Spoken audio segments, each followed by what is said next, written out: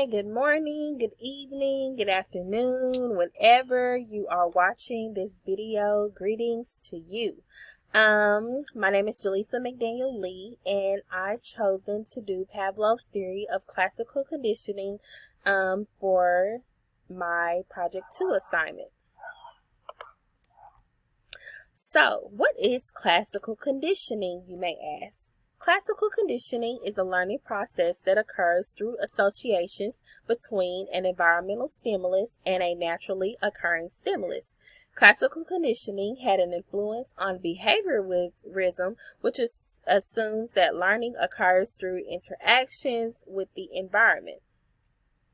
So, who is the man behind this whole theory? Well, his name was Ivan Pavlov. Ivan Pavlov was born September 26, 1849. He was a famous Russian psychologist during the 19th and 20th century. He studied the digestive process of canines that eventually won him the Nobel Prize. You may have heard of Ivan Pavlov if you have ever taken a college science course. We kind of touched on him a little bit throughout college, so the theory is very popular.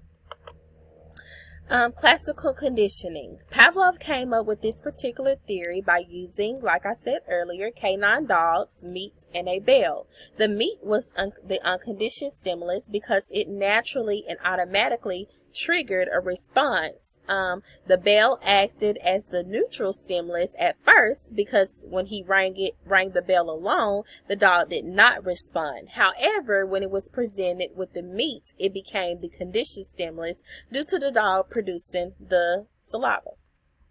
So here's just an example of what I just explained. As you can see, the unconditioned stimulus, when the dog was presented the meat, it caused him to produce saliva.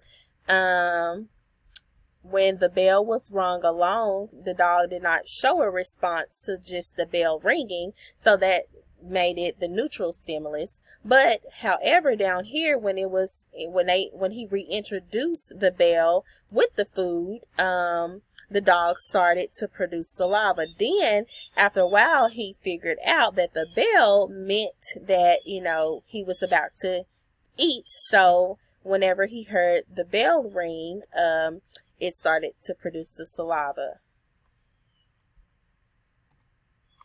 Okay, so to sum it all up, classical conditioning deals with the responses that are evoked from a specific stimulus.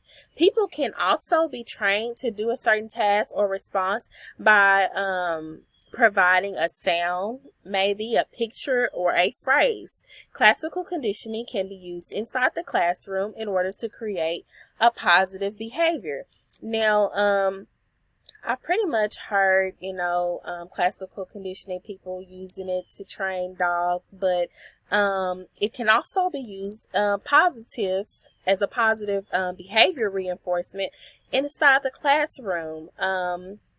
I know that one way that I have used the classical conditioning in my classroom was using little tap lights. I would have this little light, it's about a circular light, and I would just tap that light, and it would make a huge difference. Rather, if I came into the classroom and just told students to be quiet, some of them were listening, but a great deal of them would be, still kind of chattering. So once I touched my quiet light and tapped my light on, it produced a response from every child. And not only did so before, only some of them would be quiet, but once I hit the light, it was just like, okay, Miss Lee wants us to be quiet. So I kind of got a response from all of the children. Another way that you can use classical conditioning inside the classroom, I know I would kind of do a particular beat, something like this. I would go like, and then the students will reply by going. A greater response by doing the.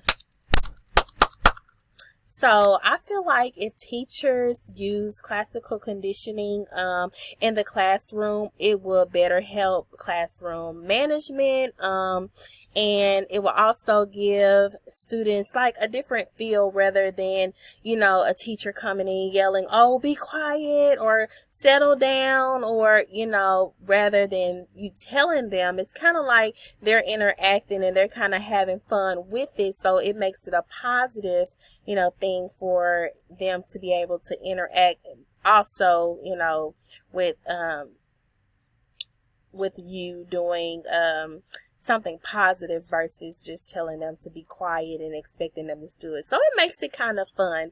So that kind of wraps up my video. Here are my references, and thank you for watching.